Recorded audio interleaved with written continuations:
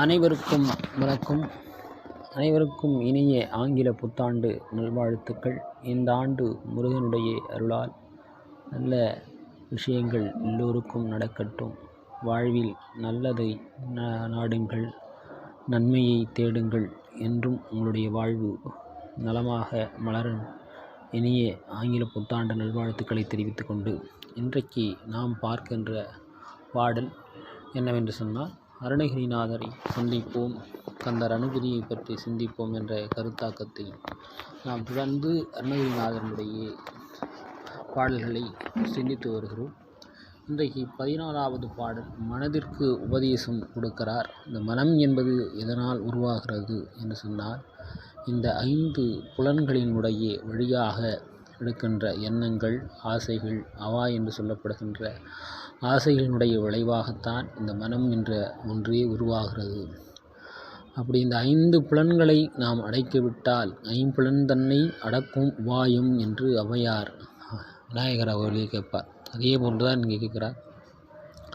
இந்த 5 புலன்களை அடக்கிவிட்டால் நம்முடைய வினைகள் எல்லாம் குறைந்து, அந்த மெய்ப்பொருளான அந்த பரஞ்சோதியாக இருக்கின்ற முருகப்பெருமானுடைய திருவருள் பெற்று, இந்த பிறவி என்ற துன்பத்திலிருந்து விடுபட்டு என்றும் பிறவா யாக்கை நிலையை நாம் அடைய முடியும். இந்த மண்ணுக்குரிய தர்மங்கள் அதுதான். ஏதோ ஒரு குறிப்பிட்ட நபர் சொல்லுகின்ற கொள்கையை பிடித்து கொண்டு அதன் மட்டும் பயணிப்பது மட்டுமல்ல. இங்கு உலக ஜீவன்கள், உயிர்கள் எல்லாவற்றிலும் பஞ்சபூதம்தான் அடிப்படையாக இருக்கிறது. அந்த பஞ்சபூதங்களை நாம் சரிபடுத்தி கொண்டாரே, ஐம்பொறி என்று சொன்னாலும் சரி, இங்கு பஞ்சபூதங்கள் அடிப்படையாக இருக்கிறது. அந்த பஞ்சபூதங்களை நாம் பின்பற்றி வருகிறோம் இயற்கை வழியில். இந்த நம்முடைய முன்னோர்கள் இந்த மண்ணிலே காலங்காலமாக யார் வேண்டுமானாலும் பஞ்சபூதங்களை சீர்படுத்தி பின்பற்றி கொள்ளலாம் என்ற ஒரு வழிமுறையை நமக்கு சொல்லிக் கொண்டிருக்கிறார்கள். மேலை நாட்டவர் போன்று ஒரே ஒரு விஷயத்தை பிடித்து கொண்டோ, அதாவது மனித தர்மங்களுக்கு அப்பாற்பட்ட காரியங்கள் மட்டுமல்ல, எதை செய்தாலும் உலக உயிர்கள் சேமமாக இருக்க வேண்டும் என்ற நோக்கத்தோடு தான் நம்முடைய வாழ்வியலில், நம்முடைய மண்ணிலே பஞ்சபூத வழிபாடு இருந்து கொண்டிருக்கிறது. இன்றைக்கும் நம் தமிழருடைய திருநாள் என்று சொல்லப்படுகின்ற நாளில் கூட நாம் பொங்கலை பெரும்பொங்கல் என்று சொல்லுகின்ற முதல் சூரியனை தான் வழிபடுவார்கள். திருக்குறளில் சூரிய வழிபாடு தான் வரும். அதே மாதிரி தான் இந்த உலகத்தை சுற்றி வருகின்ற முதல் அந்த சூரிய ஒளி இல்லை என்று சொன்னால், அந்த சூரிய தன்மை இல்லை என்று சொன்னால் உலக உயிர்கள் செழிக்காது என்பதை நம்முடைய முன்னோர்கள் உணர்ந்திருக்கிறார்கள்.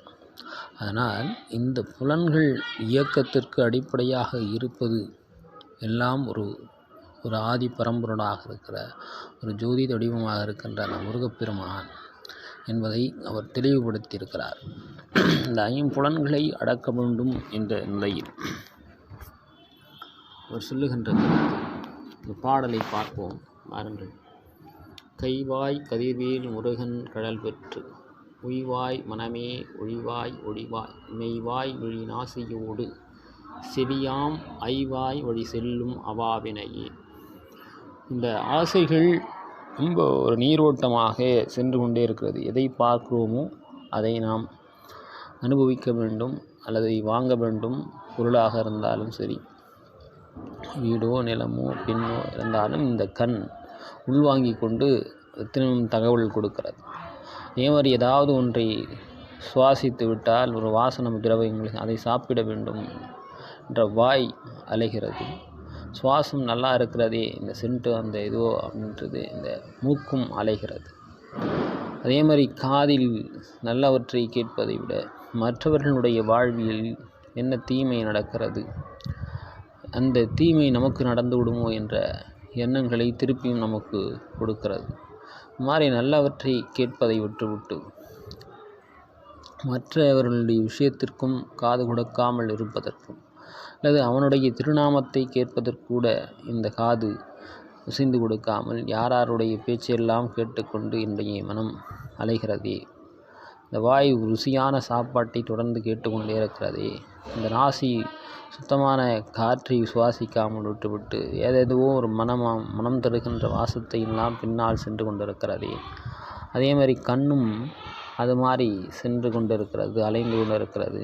இந்த உடம்பை பெருப்பதற்கான வேலைப்பாடுகளிலே தொடர்ந்து இயங்கி கொண்டிருக்கிறது என்பதை இதை ஒழிக்க வேண்டும். இந்த 5 புலன்களால் தான் இது நடக்கிறது, இதை ஒழிக்க வேண்டும் என்ற நிலையில் அவர் இந்த 5 புலன்களினுடைய ஆசையை ஒழிக்க வேண்டும் என்று முருகப்பெருமான் வேண்டுகிறார். அதை ஒழித்து நல்வழிப்படுத்த வேண்டும் என்று சொன்னால் அது முருகனுடைய திருவருள், முருகப்பெருமானுடைய திருவருள் இருந்தால் மட்டுமே இந்த புலனடக்கம் சரியாய் இறைநிலையை எழுத முடியும் என்று சொல்லுகிறார்.